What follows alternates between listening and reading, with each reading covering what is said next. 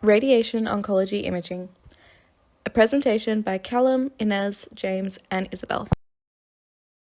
To begin with, what is radiation oncology? Radiation oncology is the treatment of cancer patients with radiation therapy and is undertaken by a specialist known as a radiation oncologist.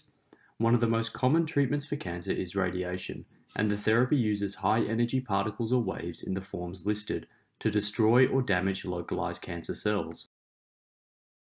Prior to these treatments, however, imaging technologies must be used in diagnostic staging and planning. According to the Mayo Clinic's Guide on Cancer Diagnosis and Treatment, these tests examine the bones and organs to detect cancers and include CT scans, nuclear scans, bone scans, and many more. Each of these imaging techniques provides their own unique benefits and will be used accordingly by the physician on a situational basis. Interestingly, requirements for imaging performance are expected to increase as paradigms for radiation delivery evolve to address underlying biology and adapt to radiation responses, according to Dawson and Menard 2010. Image quality is crucial to ensuring that the diagnosis and preceding treatment plan is correct. It is well known that cancer is the leading cause of death globally, with millions of people dying every year and millions more continuing to live with the disease. There are more than 100,000 Australians diagnosed with cancer annually, and the majority of these patients will need radiation oncology for monitoring and diagnostic purposes.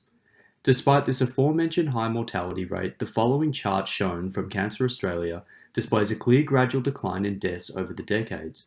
This is due in part to techniques such as imaging allowing oncologists to catch cancers in their early stages with greater accuracy. Radiation oncology is an essential factor of effective cancer treatment and diagnosis, with the imaging component playing several major roles.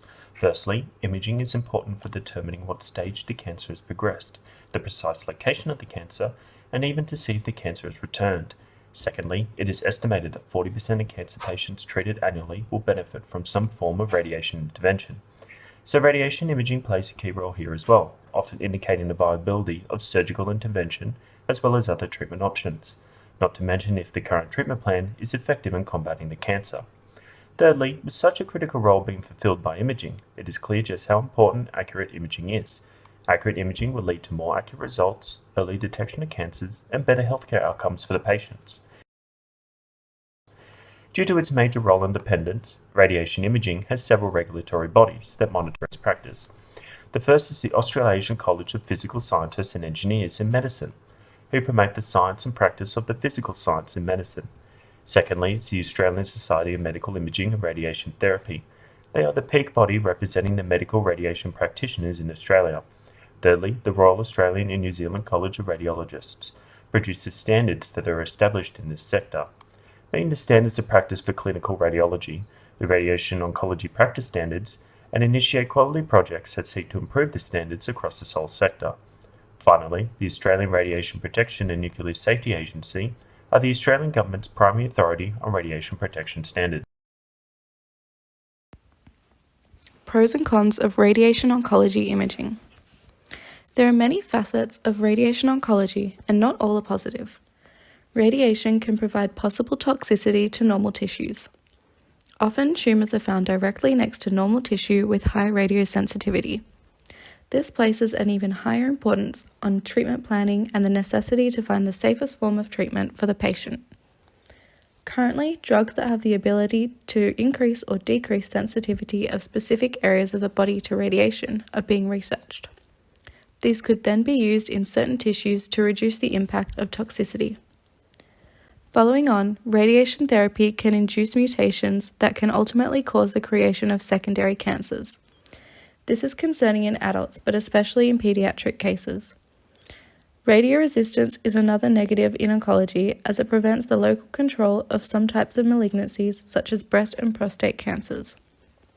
The survival of some radioresistant cancerous cells can mean repopulation in past tumour regions, which can decrease the effectiveness of radiation oncology.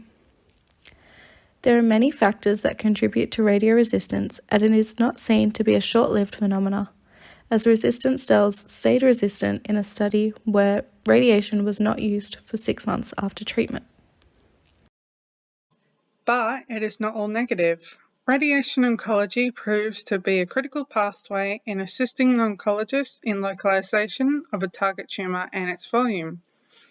It does this through therapy and imaging that is non-invasive and often quick compared to surgery.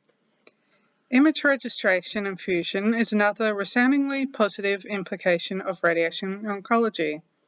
Given each radiation imaging modality provides a different asset to treatment planning, registration and fusion allows for images to be aligned on top of each other to achieve the most accurate diagnosis. By combining the clearest information from each medical image into one, the imaging specialist can determine the size and spread of tumours with a reduced uncertainty. This technique is quite valuable within the process of treatment planning. Fine-tuning radiation treatments and ensuring accurate diagnosis of cancerous growths has an important role in radiation oncology. Imaging of the individual with various scanning methods enables doctors to find the location and kind of cancer within the body and treat it appropriately in a non-invasive manner. Without prior imaging, radiation treatments would cause more damage than good for the patient, creating further mutations and cancers in the tissues of the body or becoming dangerously toxic to the individual. Radiation doses are kept at a relatively safe level for patients, but can become dangerous depending on the type of radiation and the length of exposure. Care is always taken to determine if radiation treatment or diagnosis methods are appropriate for the individual, and if deemed so, provide important information or help progress a patient's well-being.